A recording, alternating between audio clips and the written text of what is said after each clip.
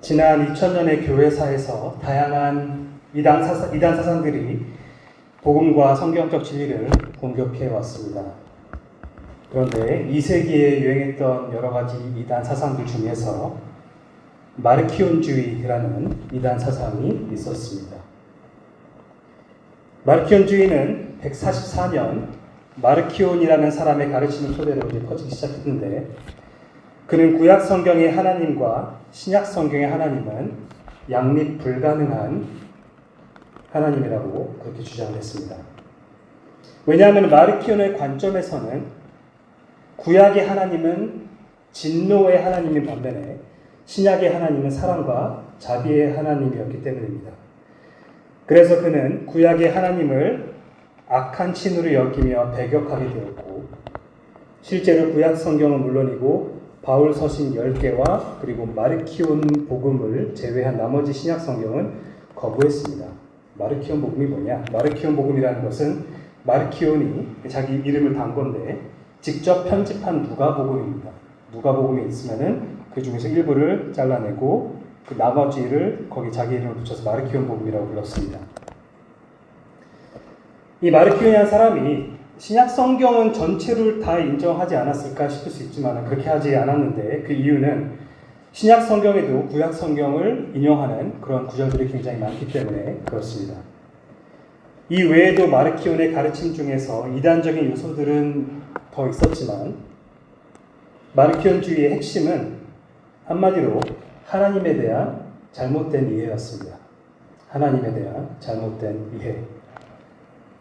그런 구약 성경은 하나님을 공의와 진노의 하나님으로 묘사하고 있고, 신약 성경은 하나님을 사랑과 자비의 하나님으로 나타내고 있다고 봤는데, 전자는 부정하고 그리고 후자만 인정하고자 했습니다. 오늘날 교회 다니면서 마르키온처럼 노골적으로 구약 성경과 구약이 인용되어 있는 신약 성경은 부정하고 바울 서신의 10개와 그리고 편집된 누가복음만 성경으로 인정하는 사람은 아마도 없을 겁니다. 하지만 마르키온처럼 구약 성경에 등장하는 하나님은 무섭고 엄격한 분, 신약 성경에 등장하는 하나님은 따뜻하고 자비로운 분으로 이해하는 교인들, 또는 그렇게 구약과 신약을 이렇게 딱 나누지는 않더라도 은연중에 공의와 진노의 하나님을 좀 불편해하거나 하나님께서 그런 모습으로 등장하는 본문은 그냥 빠르게 읽어 제끼고 사랑과 자비의 하나님을 환영하며 그런 모습으로 묘사되는 본문은 즐겁게 깊이 묵상하는 그런 교인들이 적지 않다고 생각하는데, 그런 교인들은 말로는 구약과 신약 모두가 성경이라고 고백하지만 실질적으로는 마르키온주의자나 다름없는 신학관을 가지고 있는 겁니다. 폴 워셔라는 목사가 있는데, 예전에 현대교회를 향한 10가지 기소장이라는 제목으로 설교를 했었고, 그리고 그 설교를 책으로 옮기기도 했는데, 그 제목대로 현대교회의 10가지 문제점을 지적하는데, 그 중에 첫 번째는 성경의 충분성에 대한 실질적인 부정이고, 이어서 두 번째로 언급되는 것이 바로 하나님에 대한 무지입니다. 하나님에 대한 무지. 이 저자는, 폴 워셔라는 이 저자는 교회 밖에 있는 무신론자들이나 다른 종교인들이 하나님에 대해서 무지하다고 말하고 있는 것이 아니라, 그건 당연한 거고, 근데 그 책에서 강조하고 있는 것은 오늘날 많은 교회에 속해 있는 교인들조차도 하나님에 대해 무지하다고 책망하고 있는 그런 책입니다. 이 두 번째 문제점에 대해서 지적을 하면서 이제 거론하면서 저자는 이렇게 말합니다. 뭐라고 말하냐면, 흔히 일요일 아침은 일주일 중에서 우상 숭배가 가장 활발하게 일어나는 시간이다. 왜냐하면 사람들이 유일하신 참 하나님을 예배하고 있지 않기 때문이다. 수많은 사람들은 자신의 육신과 사탄의 계략과 세상적인 지성으로 자신의 마음에서 만들어진 신을 숭배하고 있다. 그들은 자기 자신과 같은 신, 곧 여호와보다는 산타 할아버지를 닮은 신을 만든 것이다. 우리 가운데 여호와에 대한 지식이 없다면 우리 가운데 여호와를 향한 두려움이 있을 수 없다. 이렇게 말합니다.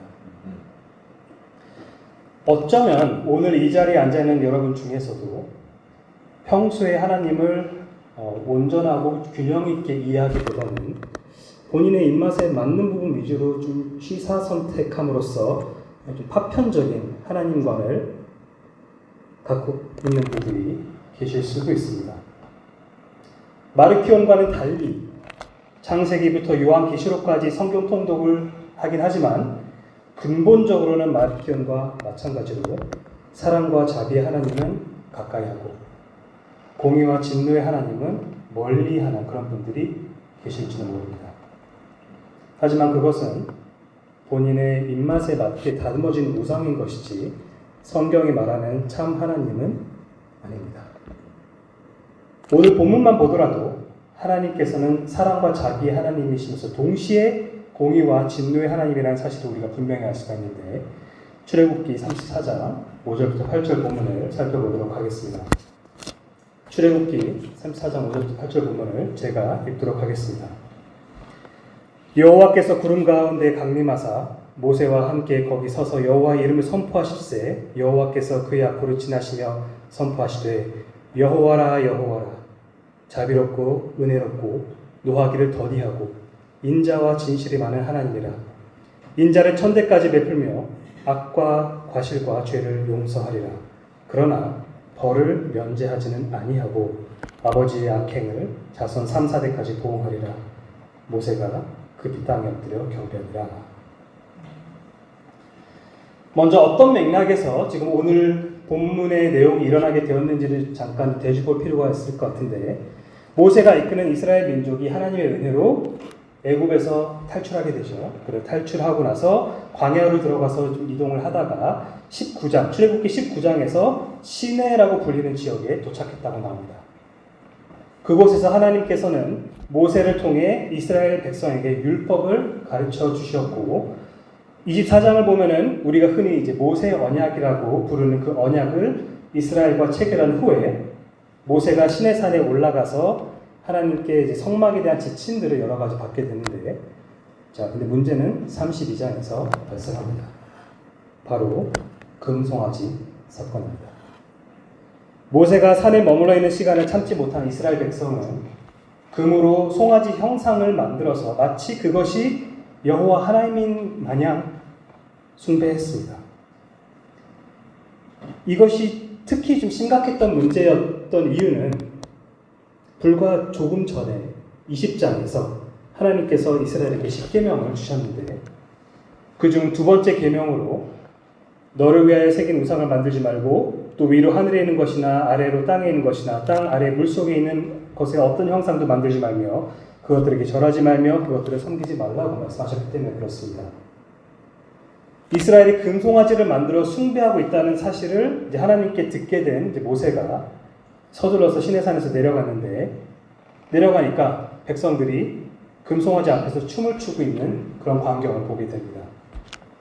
그걸 목격하자 모세는 크게 분노하여 하나님께 받은 돌판들을 던져 깨뜨려버리고 32장 20절을 보시면은 그 송아지 형상을 어떻게 했다고 나오냐면 불살라 부수어 가루를 만들어 물에 뿌려서 이스라엘 자손에게 마시게 했다고 나옵니다. 그리고 이 사건으로 인해서 결과적으로 많은 사람들이 하나님의 심판으로 죽게 됩니다. 자, 이 사건이 이제 일단락된 후에 모세는 33장에서 이스라엘 백성을 대표해서 속죄하기 위해 다시 시내산으로 올라가게 되는데 하나님께서는 이스라엘이 목이 곧은 백성이다 라고 말씀하시면서 그들에게 약속하신 땅으로 보내긴 할 건데 약속했기 때문에 보내긴 할 건데 근데 함께 가지 않겠다라고 그렇게 말씀하십니다. 함께 가지 않겠다. 자, 목이 곧다라는 거는 고집스럽고 완악하다는 그런 뜻이죠. 이런 상황에서 모세는 이제 회막에서 하나님과 대면해서 이야기를 나눈다고 계속해서 성경을 말하고 있는데 모세가 하나님과 이스라엘 민족의 중보자 역할을 하는 사람이었죠. 그래서 중보자로서 하나님의 은총에 호소하면서 하나님께서 그들과 함께 가지 않으시면 그러면 약속의 땅에 가는 것이 아무 의미가 없다고 그렇게 고백하자 하나님께서는 그들과 함께 가시겠다고 그렇게 모세에게 답변하십니다. 33장 18절에서 모세가 한 걸음 더 나아가 원하건대 주의 영광을 내게 보이소서 이렇게 간구하자 하나님께서는 어떻게 답하시냐면 내가 내 모든 선한 것을 내 앞으로 지나가게 하고 여호와의 이름을 내 앞에 선포하리라. 나는 은혜 베풀 자에게 은혜를 베풀고 긍휼히 여길 자에게 긍휼을 베푸느니라. 내가 내 얼굴을 보지 못하리니 나를 보고 살 자가 없음이니라. 보라, 내 곁에 한 장소가 있으니 너는 그 반석 위에 서라. 내 영광이 지나갈 때 내가 너를 반석 틈에 두고 내가 지나도록 내 손으로 너를 덮었다가 손을 거두리니 내가 내 등을 볼 것이요 얼굴을 보지 못하리라. 이렇게 말씀하십니다. 자, 이런 맥락 속에서 오늘 본문을 보게 되는데 바로 하나님의 영광을 보여달라는 모세의 간청에 대한 하나님의 응답입니다. 34장 5절을 보면은 이렇게 나옵니다. 여호와께서 구름 가운데 강림하사 그와 함께 거기 서서 여호와의 이름을 선포하실세. 앞서 33장에서 모세가 회막에 들어가 하나님과 대화할 때도 구름 기둥이 회막 문 앞에 섰다고 나왔었는데 여기서도 마찬가지죠. 곧 여호와의 임재를 가시적으로 보여주는 어떤 특별한 현상이었습니다. 원래 하나님은 눈에 보이는 그런 분이 아니시죠. 물리적인 공간을 초월하신 분이시기 때문에 그리고 편재하신 분이시지만은 성경에 보면은 종종 인간의 눈높이에 맞춰서 마치 특정 장소에 계신 것처럼 자기 자신을 특별히 드러내시는데 모세에게는 지금 여기서 구름 가운데 강림하신 겁니다. 여호와께서는 모세와 함께 거기 서서 친히 여호와의 이름을 선포하십니다. 모세가 선포한 게 아니라 여호와께서 친히 선포하십니다. 자기 이름을. 조금 전에 읽었던 33장 19절에서 하나님께서 모세에게 내가 내 모든 선한 것을 내 앞으로 모세 너 앞으로 지나가게 하고 여호와의 이름을 내 앞에 선포하리라 라고 말씀하셨는데 그 약속이 지금 모세 앞에서 펼쳐지고 있는 겁니다. 6절을 보시면은 여호와께서 그의 앞으로 지나시며 선포하시되 여호와라 여호와라 자비롭고 은혜롭고 노하기를 더디하고 인자와 진실이 많은 하나님이라 이렇게 나오는데 아까 33장에서도 나왔었지만 모세는 하나님의 얼굴을 볼 수 없었습니다. 봐서는 안 됐습니다. 유한하고 죄 많은 피조물이 무한하시고 거룩하신 하나님을 직접 보고 살아남을 수는 없었기 때문에 그렇죠. 그래서 요한복음 1장 18절이 더더욱 우리에게 굉장히 소중한 구절이 되는 겁니다. 요한복음 1장 18절에서 본래 하나님을 본 사람이 없으되 아버지 품속에 있는 독생하신 하나님이 나타내셨다 이렇게 이야기를 하는데 모세는 하나님 얼굴을 보지 못하고 대신 하나님께서 마련하신 그 반석 틈에서 심지어 이제 하나님의 손으로 시야가 가려졌다가 이제 잠깐 떼서 하나님의 등, 그러니까 하나님의 뒷모습, 그 뒷모습을 볼 수 있었던 겁니다. 다시 말해서 그분의 영광을 직접적으로 목격하는 건 아니고 간접적으로 봤다고 이해할 수 있겠습니다. 이렇게 하나님께서는 모세 앞으로 지나가시면서 자기 자신에 대해서 선포하십니다. 여호와라 여호와라 자비롭고 은혜롭고 노하기를 더디하고 인자와 진실이 많은 하나님이다. 하나님께서 먼저 자기 이름을 선포하시죠. 여호와라 여호와라 이걸 두 차례 연달아 선포하십니다. 여호와라는 이름 자체의 뜻은 출애굽기 3장에서 처음으로 언급됩니다. 그 이름 자체는 그 전에도 많이 등장하지만 그 이름의 의미가 무엇인지는 출애굽기 3장에서 처음 나타나는데 3장 13절에서 모세가 하나님을 이스라엘 사람들에게 소개할 때 어떤 이름으로 소개해야 하냐고 하나님께 여쭤보자 14절에서 하나님께서는 모세에게 이렇게 말씀하십니다. 나는 스스로 있는 자니라. 또 이르시되 너는 이스라엘 자손에게 이같이 이르기를 스스로 있는 자가 나를 너에게 보내셨다라고 말하라. 여기서 스스로 있는 자가 바로 히브리어로 여호와입니다. 여호와가 무슨 뜻입니까? 라고 누군가 물어본다면 스스로 있는 자라는 뜻입니다. 라고 대답을 할 수 있어야겠습니다. 자, 따라서 여호와라는 것은 기본적으로 하나님께서 이게 스스로 있는 자란 뜻이기 때문에 그 어떤 것에도 종속되지 않은 스스로 존재하시는 분이라는 그런 의미를 지니고 있는 겁니다. 그 어떤 것에도 종속되지 않는 분이시다. 신학자들은 이것을 하나님의 자존성이라고 말한다. 자존성, 스스로 존재하시는 분. 그런데 15절에서 하나님께서는 이 이름에 대해서 약간의 부연 설명을 하십니다. 뭐라고 말씀하시냐면 너는 이스라엘 자손에게 이같이 이르기를 너희 조상의 하나님 여호와 곧 아브라함의 하나님, 이삭의 하나님, 야곱의 하나님께서 나를 너에게 보내셨다 하라. 이는 나의 영원한 이름이요 대대로 기억할 나의 칭언이라. 이렇게 말씀을 하시는데 여기서 추가로 우리가 확인할 수 있는 것은 이 여호와라는 하나님의 이 이름이 언약적인 이름이라는 겁니다. 종종 많은 이제 설교자들이 여호와라는 것은 하나님의 언약적인 이름이다 이렇게 설명하는 것을 아마 이제 들으실 수 있을 텐데 그 이유가 바로 이것 때문에 그런 것입니다. 이름 자체의 뜻은 스스로 있는 자, 자존하신 분, 그 어떤 것에 종속되지 않으신 분이란 뜻이지만 하지만 그것이 처음 설명됐을 때 맥락이 아브라함의 하나님, 이삭의 하나님, 야곱의 하나님이라고 말씀하시면서 창세기에서 아브라함과 이제 언약을 맺은 하나님께서 그 약속을 이삭과 야곱에게 계속 이어가시지 않습니까? 그렇기 때문에 여기서 여호와가 아브라함의 하나님, 이삭의 하나님, 야곱의 하나님이라고 그렇게 말할 때는 그 이름의 약속의 하나님입니다. 신실하신 하나님이시다라는 것이 내포되어 있는 그런 이름입니다. 그리고 이제는 이스라엘 민족을 통해서 그 약속을 그 아브라함, 이삭과 야곱에게 했던 그 약속을 이어가시겠다라는 그런 뜻입니다. 하나님께서는 이 이름을 지금 이스라엘을 이끌고 있는 모세 앞에서 두 차례 연달아 여호와라 여호와라 라고 선포하심으로써 자신이 어떤 하나님인지를 강조하고 있는 겁니다. 이스라엘의 하나님은 애굽의 그 수많은 거짓 신들과는 달리 다른 것에 의존할 필요가 없는 절대자이면서 동시에 언약을 반드시 지키는 신실하신 분이라는 뜻입니다. 이 여호와에 대해서 이제 하나님께서 자기 자신의 소개를 하게 되는데 첫 번째 속성은 바로 자비로우심입니다. 자비로우심. 자비라는 것은 공경에 처한 이를 불쌍히 여겨서 도움을 베풀고자 하는 그런 태도이자 마음이죠. 그게 자비로움입니다.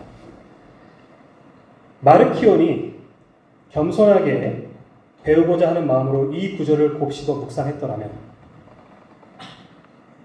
자신이 얼마나 왜곡된 하나님의 말을 갖고 있었는지를 깨닫지 않았을까요?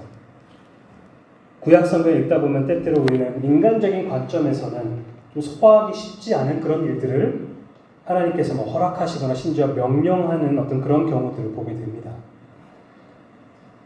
신명기 20장에서 하나님은 이스라엘이 가나안 땅에 들어갈 때 가나안 땅에 거하고 있는 여러 족속들을 진멸하라 라고 명령하시고 또 사무엘상 15장에서는 사울 왕에게 아말렉을 진멸하라고 말씀하시면서 심지어 소아와 젖 먹는 아이까지 죽이라고 명하십니다.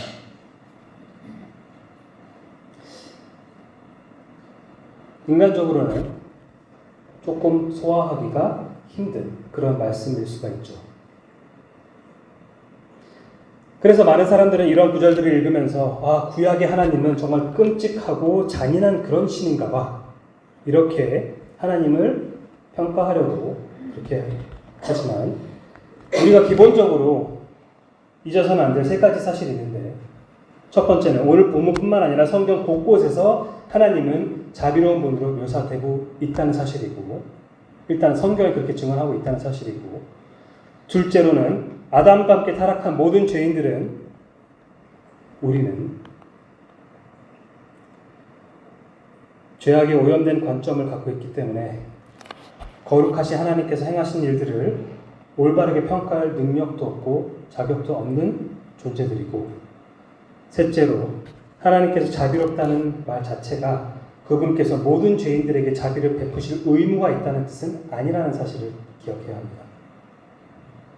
아까 33장 19절에서도 언급되었었고 바울이 로마서 9장에서도 이를 인용해서 강조하지만 하나님께서는 은혜 베풀 자에게 은혜를 베풀고 긍휼히 여길 자에게 긍휼을 베푸느니라 라고 말씀하십니다.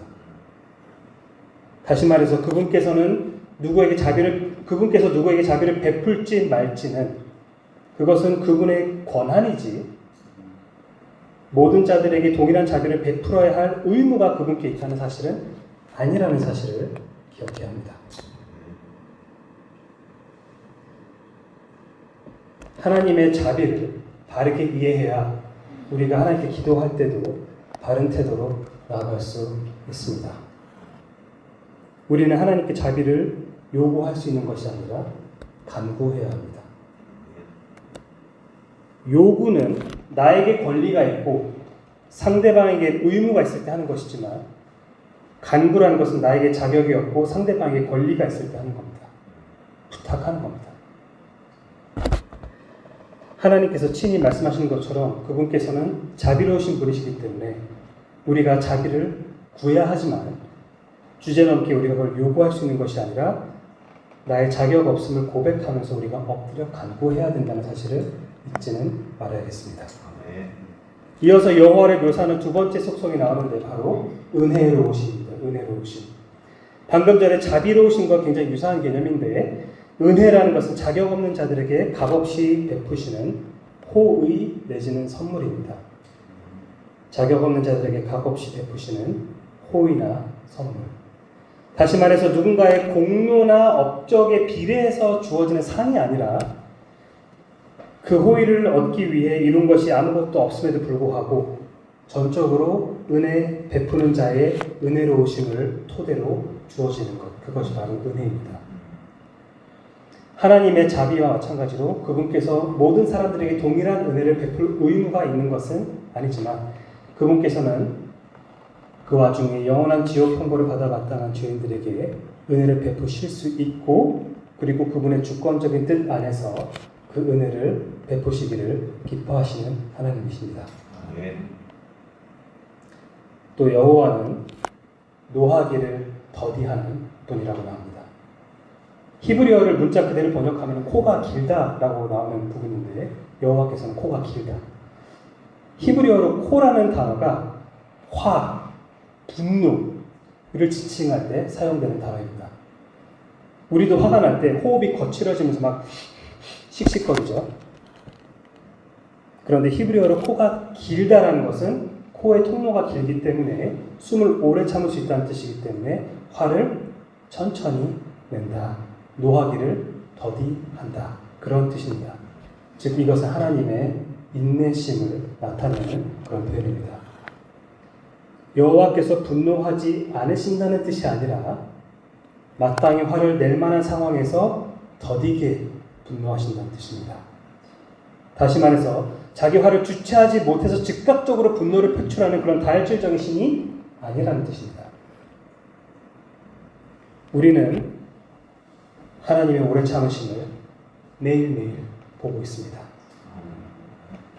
수많은 불신자들이 그분께 반역하는 삶을 살고 있음에도 불구하고 노아의 홍수태처럼 모두 다 한 번에 쓸어버리지 않으시고 하루하루 더 회개할 시간을 허락해 하시는 것 자체가 하나님께서 그분에게 인내심이 얼마나 탁월한 것인지를 보여주고 있는 겁니다. 베드로후서 3장 8, 9절에서도 이 사실을 강조하고 있죠. 사랑하는 자들아 죽게는 하루가 1000년 같고 1000년이 하루 같다는 이 한 가지를 잊지 말라. 시간을 초월하신다는 뜻입니다. 주의 약속은 어떤 이들이 더디다고 생각하는 것 같이 더딘 것이 아니라 오직 주께서는 너희를 대하여 오래 참으사 아무도 멸망하지 아니하고 다 회개하게 이르기를 원하시느니라. 인간적인 차원에서 누군가가 회개하고 구원받을 기회가 존재하는 이유는 하나님께서 노하기를 더디하는 분이시기 때문에 그렇습니다. 하지만 동시에 그분께서 언젠가는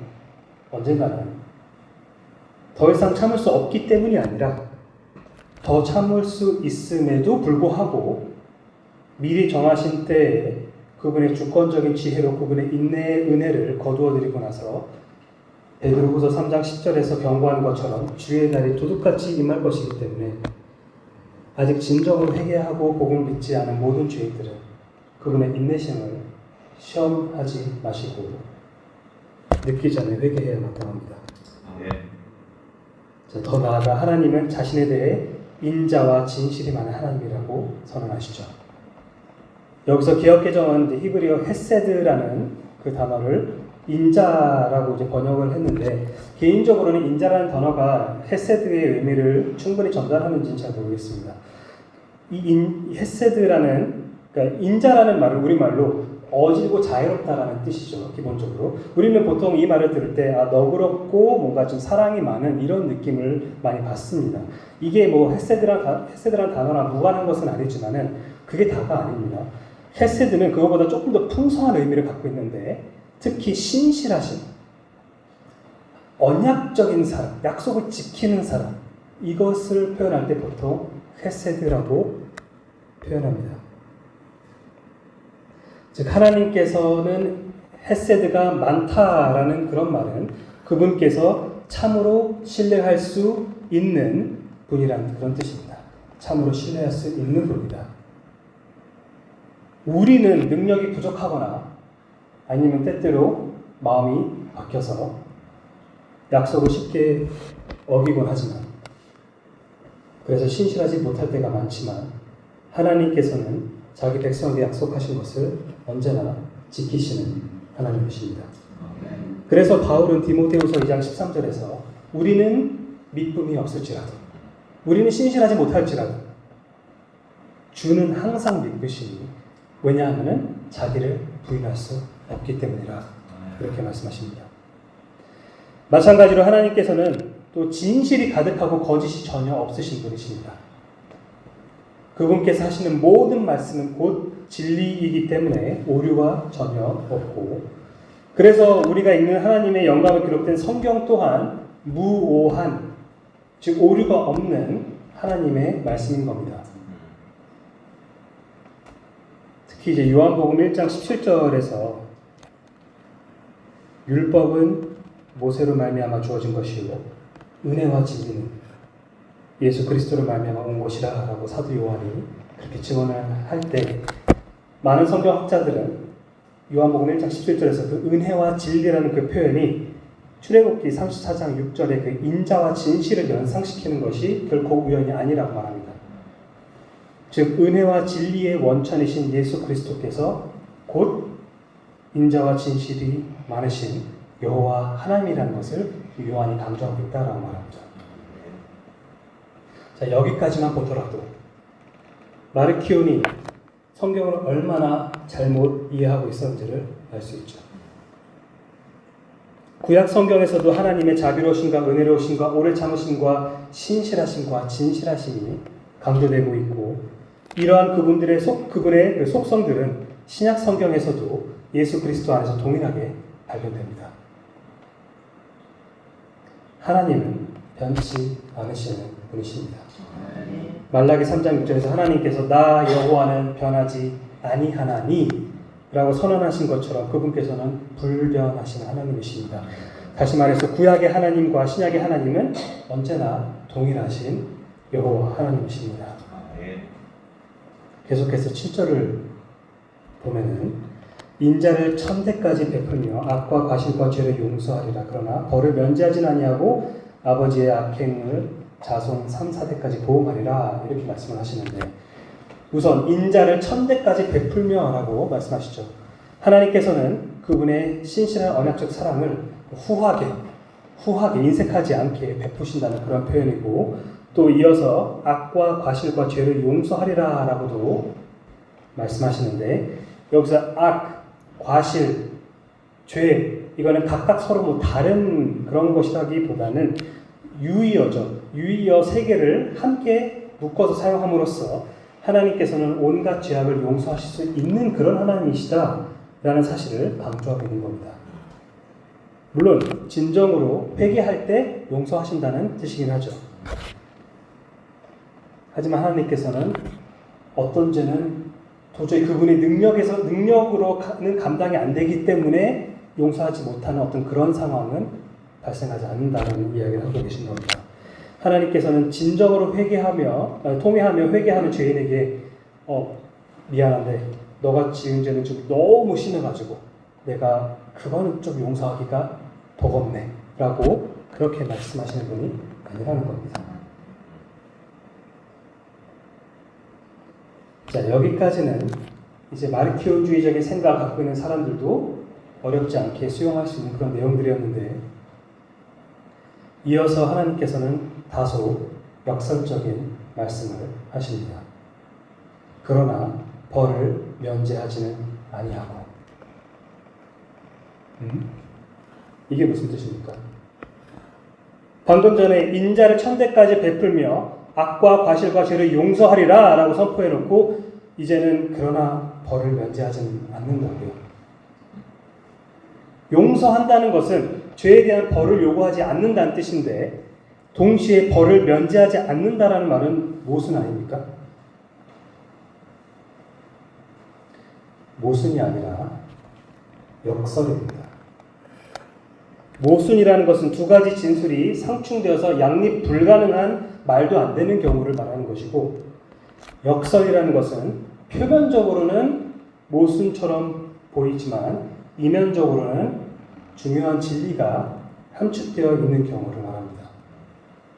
이것은 모순이 아니라 역설입니다. 구약 성경에서 진행되는 구속사에서 지금 이 딜레마가 항상 이면에 깔려 있었습니다. 항상. 어떻게 죄를 용서하려는 자비와 죄를 심판해야만 하는 공의가 하나님 안에서 공존할 수 있느냐는 겁니다.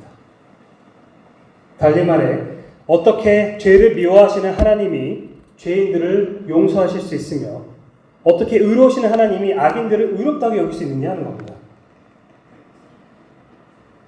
이 모순 같아 보이는 딜레마에 대한 하나님의 해결책은 바로 예수 그리스도의 십자가입니다.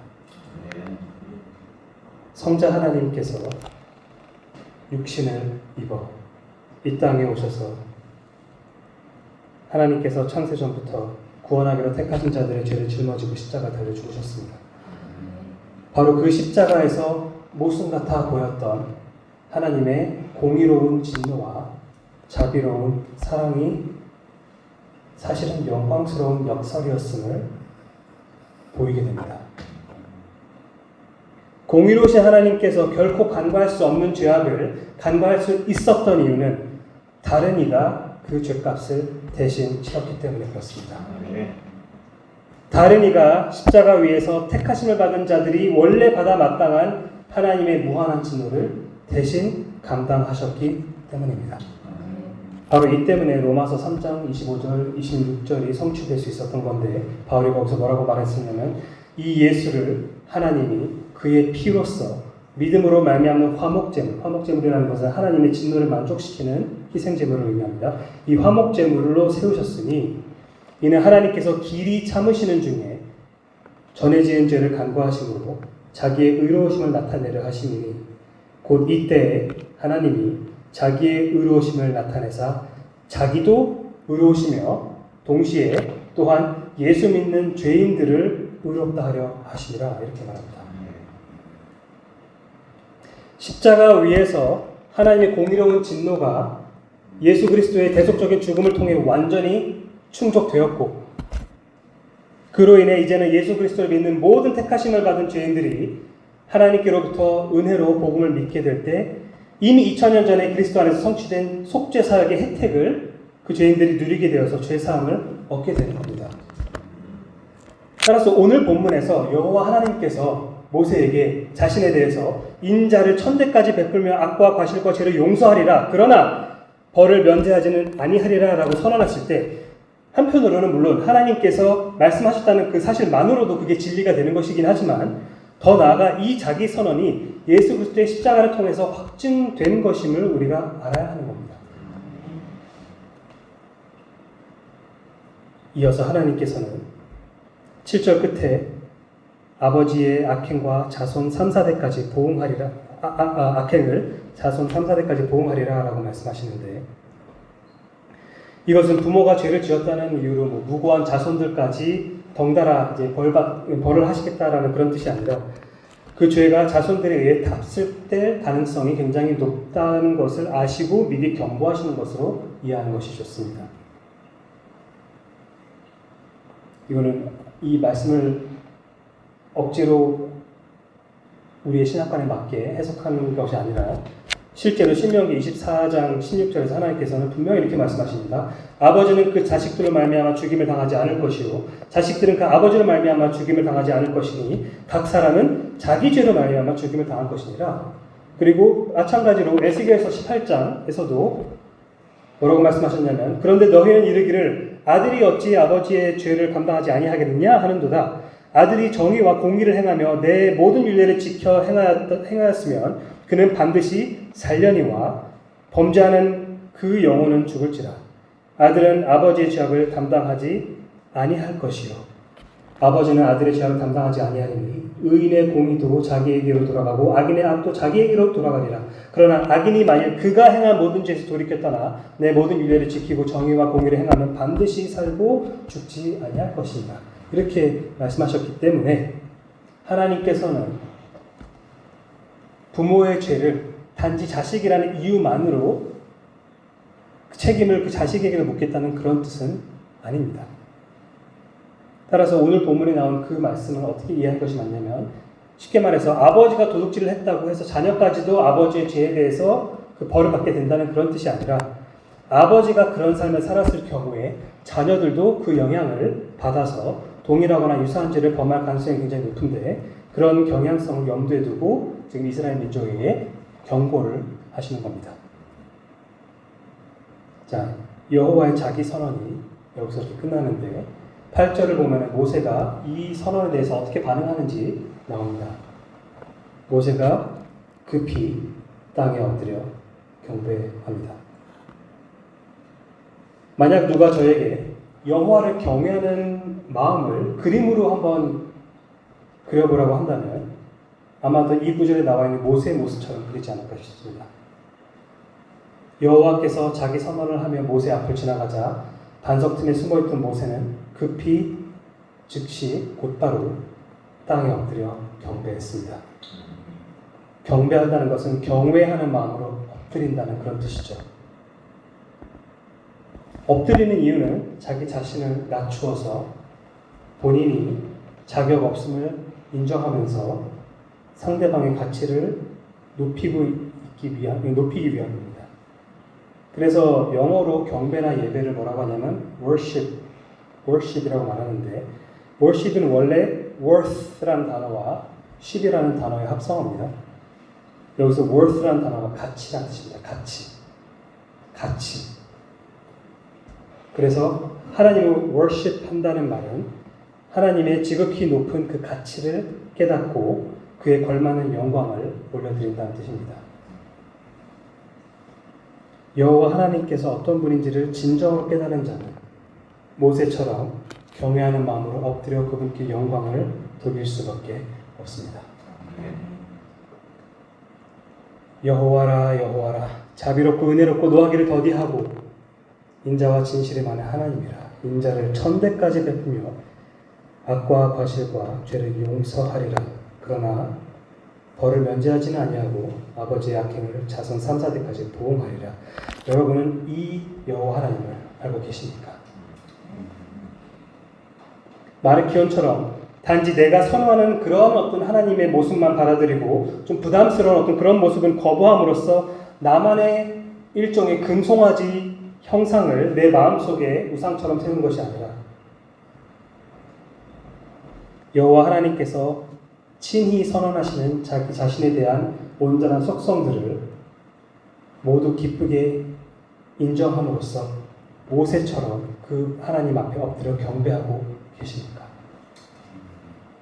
그래야만 합니다. 이 하나님을 알지 못한다면 예수 그리스도의 십자가 또한 제대로 알지 못하는 것이기 때문에 이건 굉장히 중요합니다.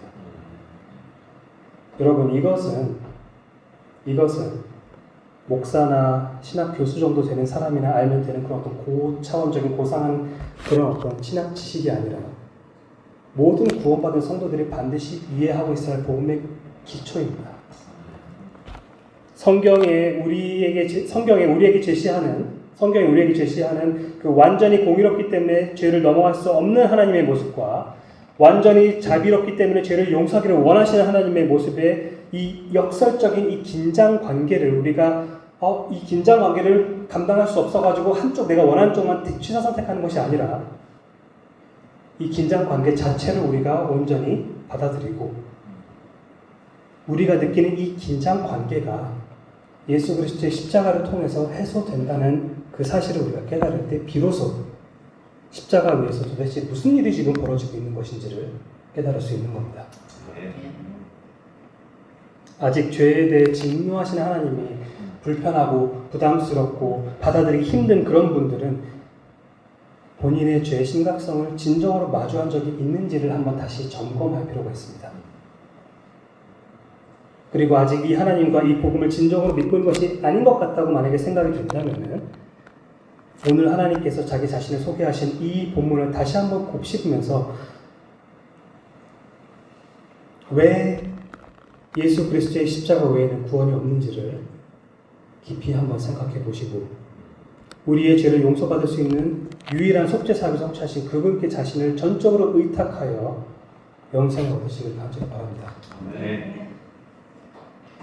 여호와 하나님께서 어떤 분이신지를 생각하며 다 함께 찬송가 9장 부르도록 하겠습니다.